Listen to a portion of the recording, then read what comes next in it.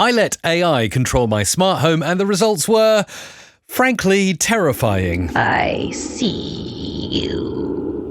It got so crazy, I had to pull the plug. Before I do anything though, I was looking at my analytics and most people who watch my videos are not subscribed to this channel.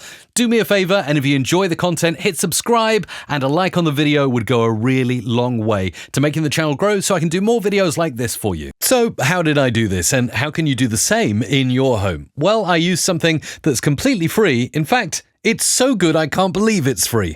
Home Assistant, one of the biggest open source projects on the internet in terms of contributors.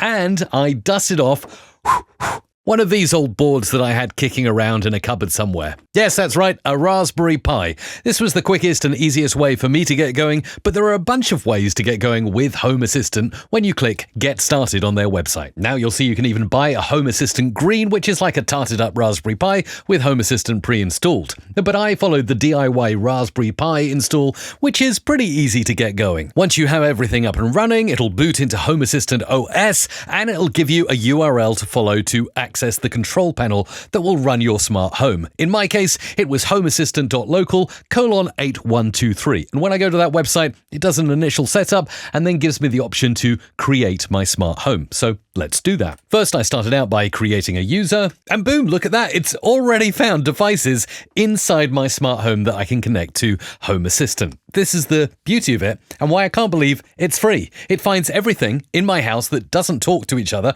so it's rather dumb, even though it should be smart, and it allows me to connect them together and do fancy things. Let's try. So wow, hey, look at that, it's already found my Elgato key lights, and if I click the button on the control panel I've got here in front of me, wow, it actually works!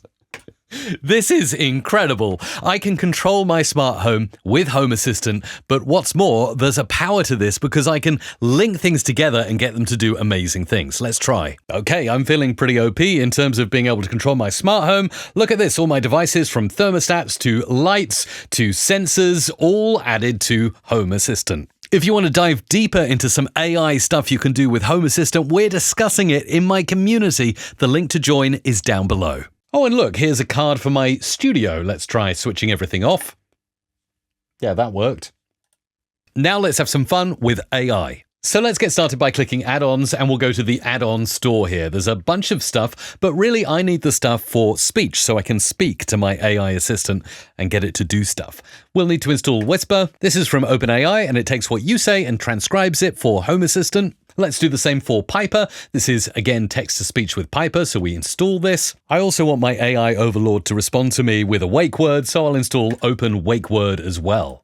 Now we'll go to Settings and Voice Assistants, and we'll add an assistant. Here we can give it a name, so let's call it Jarvis. Our conversation agent is Home Assistant, and the language will indeed be English. Now for speech to text, we select Faster Whisper in English again, and then text to speech, you guessed it, we're going to go for Piper. And again, ENGB is good because that's my local dialect, and we can choose a different voice here. How about Corey? Hello, how can I assist? That's going to work. Finally, let's choose a wake word here.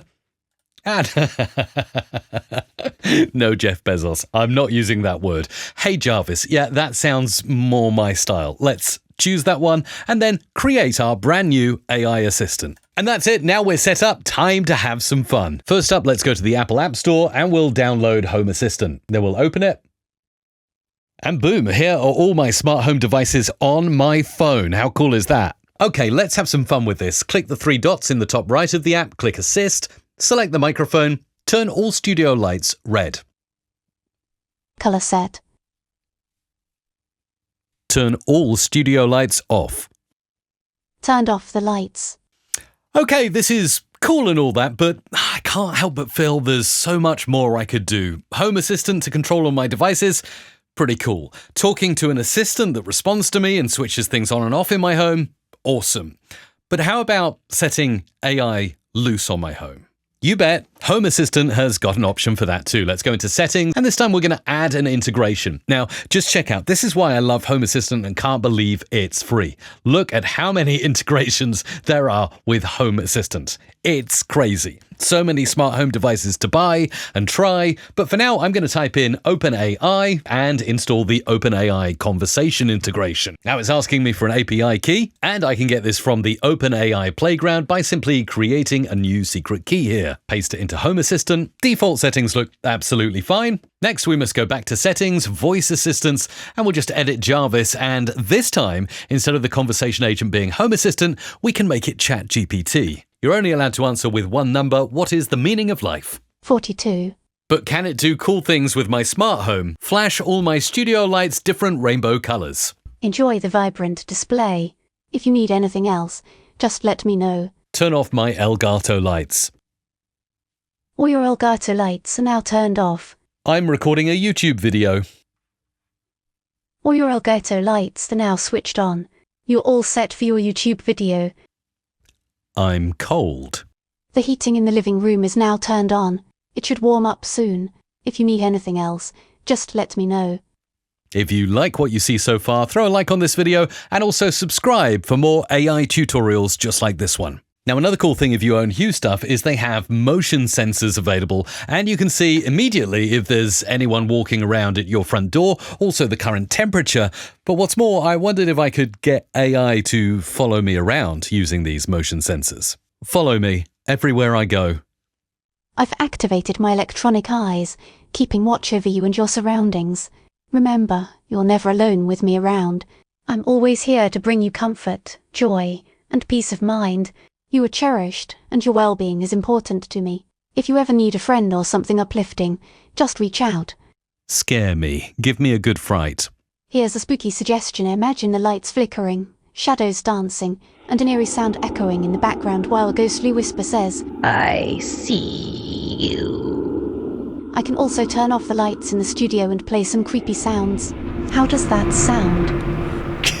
Pretty scary. So as you can see, when I set AI loose on my home using Home Assistant, crazy things happened. I think this is the future of control and comfort, and it's all assisted by AI. But would you take the guardrails off and let AI do whatever it wants on your single voice command? I hope this video has inspired you to do some cool things with your smart home using AI. Leave a comment down below. Let me know what you're going to get up to. I'm there cheering you on and helping you in the comments.